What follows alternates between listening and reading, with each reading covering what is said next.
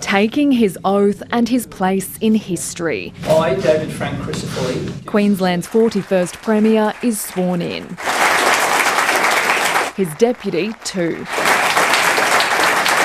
With their families and party president watching on, the pair became the first Liberal National Party heads of Queensland government in almost 10 years, after defeating Labor at the weekend's election. We are most grateful and humbled for the opportunity. Both served as ministers during the previous LNP government, which axed 14,000 public servant jobs, and Mr Crisafulli's first correspondence as Premier has been to the public service, pledging there will be no cuts to the workforce. It's to assure them about the focus and the vision of the government. And I want them to be secure in their employment. I want them to be able to give fearless and frank advice. To keep the wheels of government turning, Mr Crisafulli and Mr Blay have formed an interim cabinet, but they're remaining tight-lipped about the full and final makeup of the ministry. Mr Crisafulli has previously promised all of his shadow ministers would be in the cabinet with the same portfolios, but in recent days he appears to be leaving the door open to changes. I want to speak directly to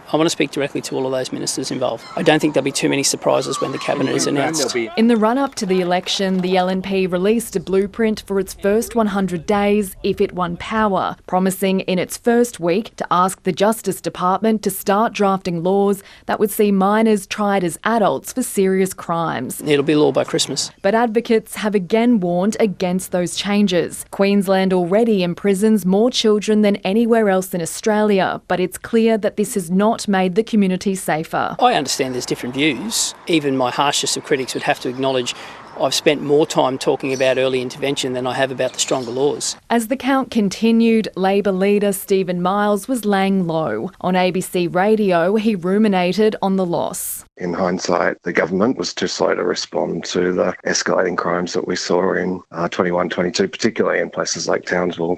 When we did respond, the plan worked and was pushing back down those crime rates, but by then too many people had experienced it. And state political reporter Kate McKenna joins me now. Kate, Labor's doing some soul searching. Yes, they clearly are, Jess, but Mr Miles didn't front the cameras today. And that's no surprise. Today was Mr Crisafulli's moment. Now, on the current count, Labor has 31 seats, the Greens 1, Katters 3, Independent 1 and the LNP 48. There are still 9 seats in doubt. In 5 of them, the LNP is either ahead or looking likely to win.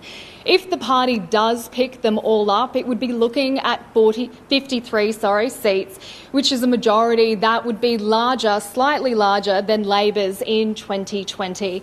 Now, as Queensland's new parliament starts to take shape, there are a number of fresh faces incoming, including the state's first elected Muslim woman, as Rachel Stewart reports. A sea of brand new parliamentarians, among them Bisma Asif, making history. I'm not only the first Muslim but the first Punjabi. My background's Pakistani as well. The 28-year-old has won the northern Brisbane seat of Sandgate for Labor. Miss Asif migrated from Pakistan when she was 8 years old, speaks 4 languages and has 2 degrees. Aspiration drew her to politics. The reason I got involved in politics was to make sure I could make a difference in people's lives.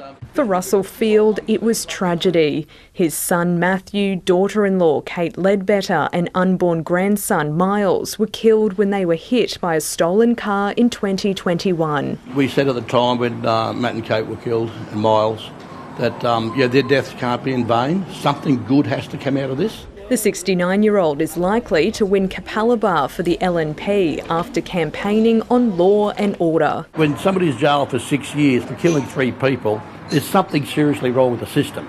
At 22 years old, Ariana Doolan could soon be the youngest woman ever elected to state parliament. She's on track to win another Labor-held seat for the LNP, Palmerstone in Moreton Bay. I don't believe age determines leadership capability, and we saw that with Wyatt Roy. At 19 he was elected to federal parliament. In central Queensland, the LNP's Donna Kirkland has claimed victory in Labor heartland, winning Rockhampton. We have a community that are awake to the previous government having failed us on all levels. Labor now has the majority of its seats in the southeast, including Ipswich West, which the ALP's Wendy Bourne has won back for the party after a surprising loss at a by-election earlier this year. I just want to make sure that because Ipswich is growing so rapidly, that we get all the funding that we deserve. Rachel Stewart, ABC News, Brisbane.